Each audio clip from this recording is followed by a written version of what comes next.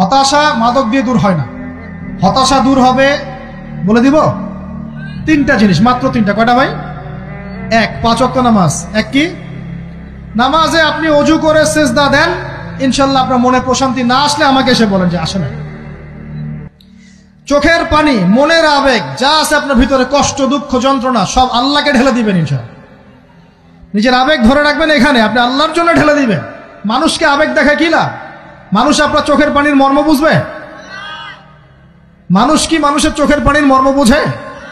আপনার পিতা যদি মারা যায়, আমার কাছে এসে দোয়া চান কান্নাকাটি করে, আমি দোয়া করতে পারবো, কিন্তু আমি কিন্তু আপনার ফিলিংসটা বুঝতে পারবো না। আপনার অনুভূতি কে বুঝতে পারবেন? আল্লাহ পাক আপনার ঘাড়ের রগের চেয়েও কাছে আছেন। সুবহানাল্লাহ, সুবহানাল্লাহ। আল্লাহ পাক ঘাড়ের রগের চেয়ে কাছে আছে। গতকালকে বাংলাদেশের একজন বরেণ্য আলেমের সাথে একটা কনফারেন্সে ছিলাম। উনি বলছিলেন যে এক ব্যক্তি, এটা শোনেন, এক ব্যক্তি খুব তার শখ যে তিনি সাহাবীদের মতো নামাজ পড়া শিখবেন। কথা বুঝতে পারছেন? সাহাবীদের মতো নামাজ শিখবেন। তো একজন বরেণ্য আলেমের কাছে এসেছেন, এসে বলছেন যে আমাকে সাহাবীদের মতো নামাজ শিখিয়ে দেন।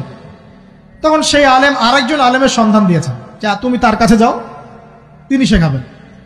তো সেই ব্যক্তি একটু অবাক হয়েছেন, কারণ যাকে প্রশ্ন করেছিলেন তিনি অনেক বড় মুহাদ্দিস, আর যার কাছে পাঠানো হচ্ছে তিনি অত বড় মুহাদ্দিস নন, কিন্তু আবেদ, আমল করেন।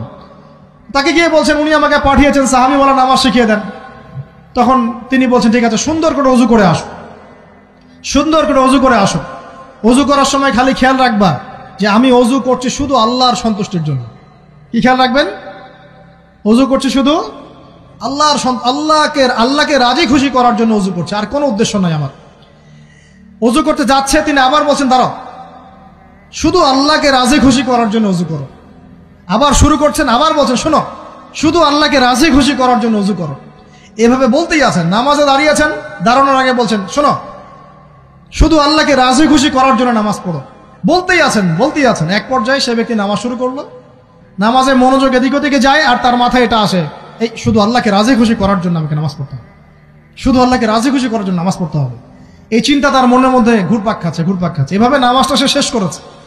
শেষ করে চিন্তা করছে যে নামাজ তো পুরোপুরি মনোযোগ দিতে পারলাম না, বারবার মাথার মধ্যে এরকম চিন্তা আসছে, আল্লাহ আমাকে তুমি মাফ করে দাও, নামাজটা আমার মনে হলো না ঠিক মতো। তখন সে ফিরে এসে তার সে ওস্তাদকে বলছেন আমার তো নামাজ এরকম করে পড়লাম, কিন্তু শেষমেশ মনে হলো যে নামাজটা হয়তো কবুল হয় নাই, আল্লাহর কাছে খুব মাফ চাইলাম, আল্লাহ আমাকে মাফ করে দাও, নামাজটা মনে হলো না। তখন সেই যে প্রথম ব্যক্তি যিনি পাঠিয়েছেন তিনি বলছেন এটাই হলো সাহাবীওয়ালা নামাজ। তারা আল্লাহকে রাজি খুশি করার জন্য নামাজ পড়তেন, নামাজ শেষ করে আল্লাহর কাছে ইস্তেগফার করতেন, আল্লাহ কিছুই হলো না, কিছুই হলো না। আমার কথা কি বুঝতে পারছেন?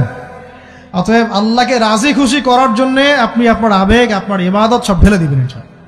অন্য কারো কাছে কিছু পাওয়ার আশা করবেন। আমাকে আল্লাহ পাঠিয়েছেন দুনিয়াতে নামাজ পড়তে, রোজা রাখতে, দিনের প্রচার করতে, দিনের জ্ঞান অর্জন করতে, এই তো। তা আমি একজন মেয়ের জন্য জীবন নষ্ট করে দিব কেন? আমি তাহলে আল্লাহর কাছে কি মুখ দেখাবো, আর নবীর কাছে কি মুখ দেখাবো?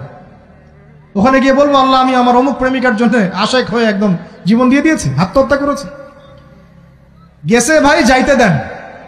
যে ব্যক্তি আপনার অবস্থানকে মূল্যায়ন করে নাই সে আপনার যোগ্য ছিল না। এখন আপনি কি করবেন? নিজের অবস্থান উন্নত করেন, আপনার পিছনে লাইন ধরে ঘুরবে ইনশাআল্লাহ।